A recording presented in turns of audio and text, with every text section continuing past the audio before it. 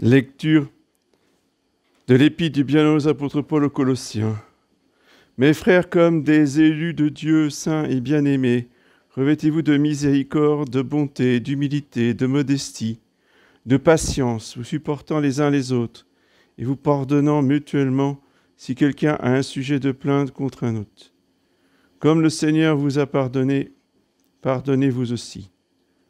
Mais par-dessus tout, ayez la charité qui est le lien à la perfection, et que la paix du Christ, à laquelle vous avez été appelés pour former un seul corps, règne dans vos cœurs, et soyez reconnaissants.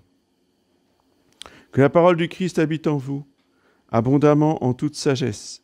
Instruisez-vous et exhortez-vous les uns les autres, par des psaumes, des hymnes, des cantiques spirituels, chantant à Dieu dans vos cœurs sous l'action de la grâce.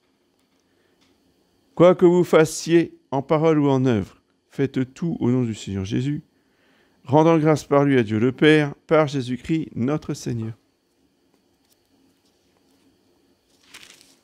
C'est du Saint-Évangile selon saint Matthieu. En ce temps-là, Jésus dit aux foules cette parabole. Le royaume des cieux est semblable à un homme qui avait semé du bon grain dans son champ. Mais pendant que les hommes dormaient, son ennemi vint et sema de l'ivraie au milieu du blé et s'en alla. Lorsque l'herbe eut poussé et produit son fruit, alors l'ivraie parut. Et les serviteurs du père de famille, s'approchant, lui dirent : Seigneur, n'avez-vous pas semé du bon grain dans votre champ ? D'où vient donc qu'il y a de l'ivraie ? Il répondit : C'est l'homme ennemi qui a fait cela. Ses serviteurs lui dirent : Voulez-vous que nous allions l'arracher ? Et il dit : Non, de peur que vous ne déraciniez en même temps le blé. Laissez-les croître l'un et l'autre jusqu'à la moisson, et au temps de la moisson, je dirai au moissonneur : Arrachez d'abord l'ivraie et liez-la en bottes pour la brûler, mais amassez le blé dans mon grenier.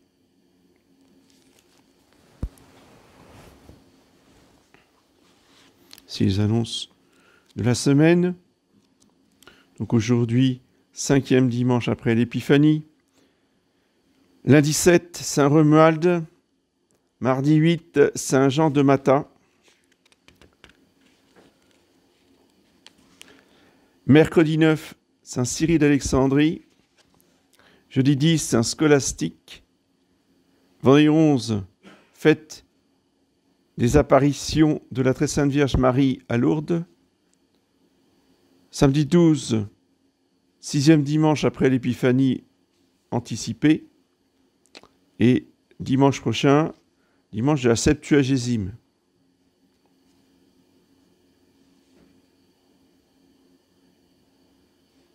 La messe aux horaires habituels, donc 9h et 11h vendredi, samedi, 9h, 10h30 dimanche.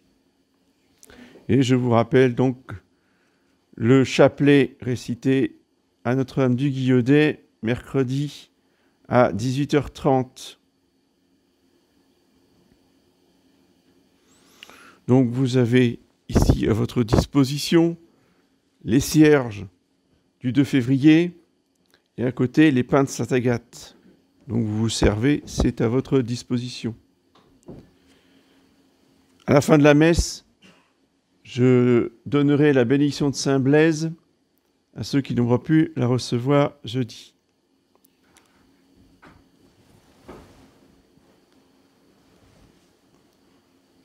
Au nom du Père et du Fils et du Saint-Esprit, ainsi soit-il. Mes bien chers frères, nous avons fêté cette semaine une très grande fête qui était autrefois une fête d'obligation, qui est la fête de la purification de la Très Sainte Vierge Marie, cérémonie durant laquelle nous bénissons ces cierges parce que notre Seigneur Jésus-Christ est la lumière des nations, la lumière pour éclairer les nations et la gloire d'Israël.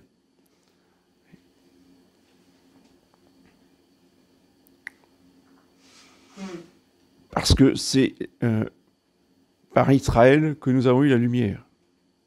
C'est bien de le rappeler.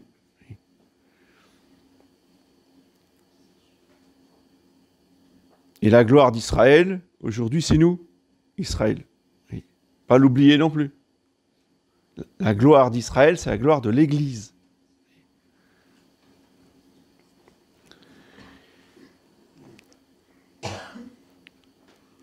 Et dans une des bénédictions pour les cierges, eh bien, il est dit que nous demandons à Dieu de bénir ces cierges pour l'usage des hommes sur terre et sur mer. Qu'est-ce que ça veut dire? Ça veut dire que quand on prend le bateau, il y a les fusées de détresse obligatoires, il y a les gilets de sauvetage obligatoires. C'est pas prévu par la loi, mais nous, il y a le cierge du 2 février dans le bateau. Oui. Ça peut éviter des naufrages ou des inconvénients dans les tempêtes. Ça peut calmer tout de suite une tempête en mer. Oui. On allume le cierge et le vent se calme. Sur terre, eh bien, on allume le cierge aussi quand il y a des gros orages, pour protéger les récoltes, par exemple. Bon, ça, c'est le côté, je dirais, le plus anecdotique. C'est comme Saint-Antoine avec les trousseaux de clés, si vous voulez. C'est bien gentil, mais bon, Saint-Antoine, il n'est pas là uniquement pour nous faire retrouver notre trousseau de clés. Il est là pour nous faire retrouver un pape et un roi. Et ça, c'est la mission de Saint-Antoine. Eh bien, de même, le cierge du 2 février, on l'allume pour avoir la lumière. Si on allume un feu, c'est pour avoir la lumière, pour lutter contre les ténèbres de l'esprit, pour avoir des protections spirituelles dans toutes sortes de dangers.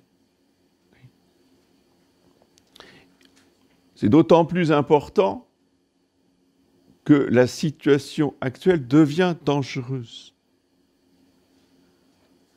Encore faut-il qu'on soit préparé. Vous voyez, c'est toujours pareil. Si on ne se prépare pas avant, dans la panique, qu'est-ce qu'on fait? En panique. Ou on part en courant. Voilà.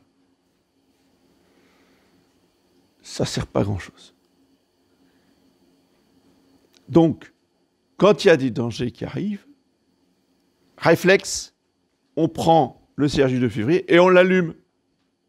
Il faudrait déjà que le cierge du 2 février, il soit à portée de main, qu'il ne soit pas « où est-ce que je l'ai mis au fond d'un placard tant qu'on cherche ?»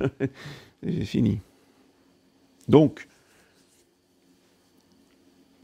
on n'en prend pas qu'un, on n'en prend pas non plus 50, on reste pour les autres, mais on en prend 2, 3, parce que on aura éventuellement à les utiliser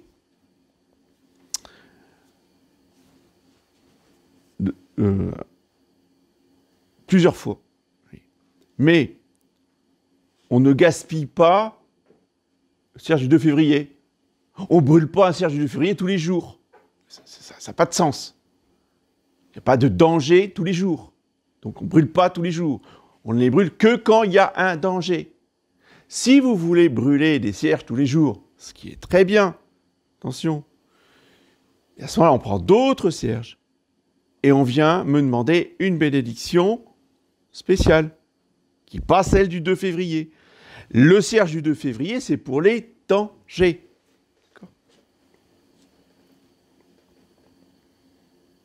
Ceci étant dit, eh bien, il s'est trouvé providentiellement que le 2 février, cette année, tombait un mercredi, et que le mercredi, c'est le jour où nous allons prier le chapelet à Notre-Dame du Guillodet. Vous voyez cette lumière, cette petite flamme du cierge, elle est très puissante, puisque dans le monde entier, en particulier en France, eh bien, les catholiques, au sens large, on va dire les croyants catholiques, au sens large, se réveillent, sortent dehors dans toute la France pour prier le chapelet. Ce n'est que en criant vers le ciel nos chapelets que nous obtiendrons l'intervention du ciel. C'est ça qui est efficace. Il ne s'agit pas de mépriser les autres. Les autres, ils font ce qu'ils peuvent avec leurs moyens, avec les idées qu'ils ont dans la tête, qu'on leur a mis depuis leur enfance. C'est déjà bien qu'ils aiment la France. Tout d'un coup, les gens qui aiment la France. Ah, extraordinaire. Très bien, tant mieux. Oui. Mais nous, on n'en est pas là. Oui. Nous, on n'est pas là à crier « Vive la France ». On est là pour obtenir du ciel le rétablissement de la royauté sociale de notre Seigneur Jésus-Christ. C'est bien autre chose. C'est bien plus efficace. C'est bien plus puissant.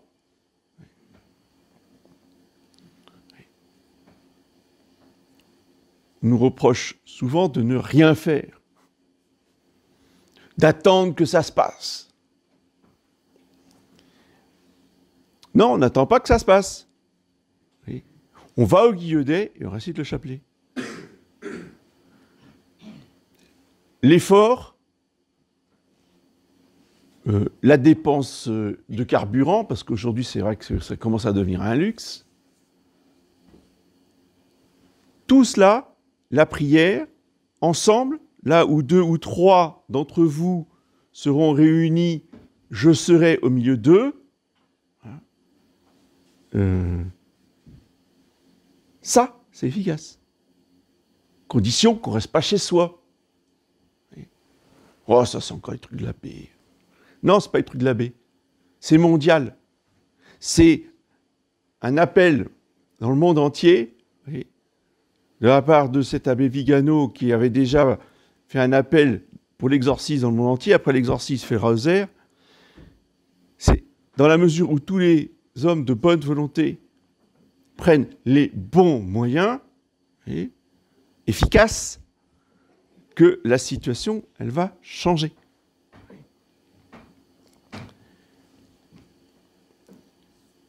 Mais quand cette situation elle va changer, cette situation va être dangereuse. Elle est déjà dangereuse. Et déjà, parmi ceux qui réagissent contre cette situation, la bagarre commence maintenant. Ils sont tous imbibés, enfin ils sont tous. La plupart, disons, ils n'y peuvent rien, attention, hein, moi je dis ça, mais je ne leur jette pas la pierre. Ils sont imbibés des idées du Nouvel Âge. En fait, ils sont sous le pouvoir de Lucifer. C'est le côté lumineux de la force. Donc nous, justement, avec les cierges du 2 février, avec la vraie lumière qui doit éclairer les nations, eh bien, il faut que l'on sorte dehors pour faire briller cette lumière de la vérité, qu'il y ait de plus en plus de monde qui nous rejoignent pour réciter le chapelet, parce qu'avec la très sainte Vierge Marie et le New Age, ça ne peut pas aller ensemble. Forcément, Notre-Dame va détruire aussi le Nouvel Âge. Parce que le Nouvel Âge fait partie, si vous voulez, intégrante de la stratégie du Nouvel Ordre mondial. Alors, soit on prêche l'amour entre les hommes et les religions, soit on prêche le transhumanisme, la technologie, etc. etc. Et les uns et les autres se font la guerre. C'est une lutte terrible entre les deux. Et les gens du Nouvel Âge, ils ont compris beaucoup de choses. Et ils disent beaucoup de vérités. C'est ça le piège. Et c'est ça le côté subtil de Lucifer, c'est la vérité contre Dieu. Alors que les autres, c'est le mensonge, le mal et le crime contre Dieu. Ça fait déjà plusieurs années que je vous mets en garde, mais cela grandit de mois en mois. Oui. Et plus nous allons vouloir nous regrouper, faire société, nous organiser, plus on va avoir des conflits de cet ordre-là. Nous allons avoir affaire à des gens complètement pris par cette doctrine du Nouvel Âge. Le rosaire, le chapelet récité ensemble, c'est la demande de Notre-Dame à Fatima. Fatima, c'est la récitation du chapelet quotidien demandé aux petits-enfants, à Jacinthe, François et Lucie. C'est la première étape. Et il faut y arriver. Sans délai particulier, de façon progressive. On commence par déjà dire une dizaine de chapelets tous les jours. Après, on en dit 2. Après, on en dit 3. Puis, au fur et à mesure, on va jusqu'au chapelet quotidien. Avec la méditation des mystères qui vont avec, entre chaque dizaine, pour nourrir la méditation pendant qu'on récite les Je vous salue Marie. Donc ça, c'est Fatima. Et la deuxième étape de cette dévotion au cœur immaculé de Marie, eh bien, c'est Pontevedra, les apparitions de Pontevedra. C'est à Pontevedra que Notre-Dame a demandé à Sœur Lucie la pratique des 5 premiers samedis du mois. Donc 5 premiers samedis du mois, ça consiste à venir à la messe. Donc le premier samedi de chaque mois, 5 fois de suite. Ce premier samedi, évidemment, comme tous les jours, on récite son chapelet. On est en état de grâce pour communier et faire une communion réparatrice. Et notre Seigneur a bien précisé à Sœur Lucie qu'il n'était pas utile, qu'il n'était pas nécessaire, forcément, de se confesser avant ou après, ou dans les 8 jours avant ou 8 jours après. L'important, il dit notre Seigneur, c'est d'être en état de grâce, et que dans la confession précédente, eh bien, on ait cette intention de se confesser pour le premier samedi du mois, pour réparer les péchés contre le cœur immaculé de Marie. Ensuite, on médite un des 15 mystères pendant 15 minutes. Et ce qu'il ne faut pas oublier, parce que ça ne suffit pas juste de venir à la messe, de communier ce que vous faites et de dire, ça y est, je dis mon chapelet, c'est bon, j'ai fait mes premiers samedis du mois. Non, c'est pas ça les premiers samedis du mois. Il y a 15 minutes de méditation sur un mystère. Et quand on communie, eh bien, il faut le faire aux intentions donc, du cœur immaculé de Marie, qui sont la réparation de 5 espèces d'offenses et de blasphèmes proférés contre le cœur immaculé de Marie.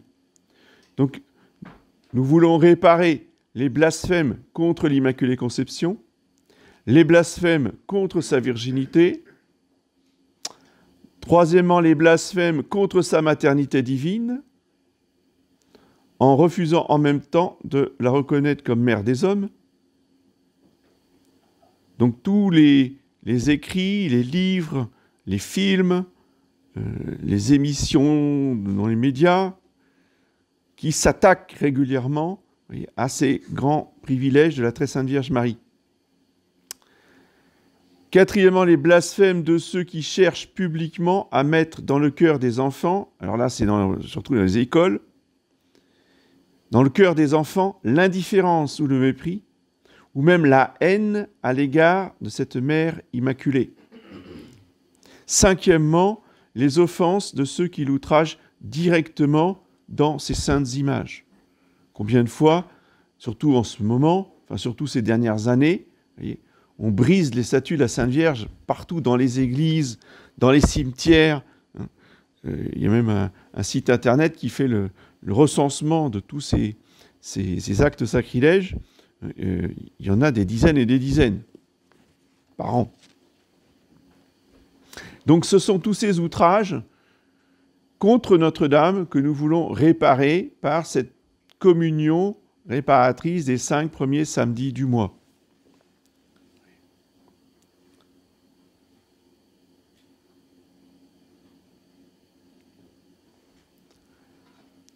Et en remerciement, eh bien, la Très Sainte Vierge Marie promet le salut, toutes les grâces nécessaires pour sauver son âme au moment de la mort à ceux qui auront pratiqué ces 5 premiers samedis du mois. Et donc, c'est vraiment très important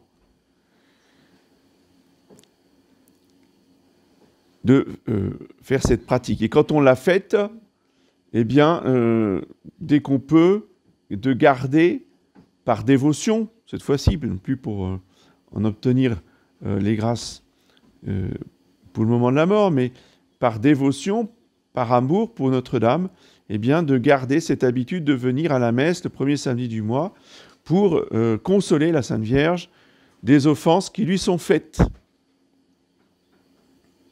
Voilà. Et la troisième étape, c'est l'apparition de Thuy. Et à Thuy, eh bien, sœur Lucie a vu un tableau de manifestation de la Sainte Trinité autour du cœur immaculé de Marie, uni au Sacré-Cœur de Jésus. Et donc notre Seigneur, qui lui est apparu sous la forme d'un petit enfant, lui a expliqué que désormais il voulait que l'on honore leurs 2 cœurs unis. Oui.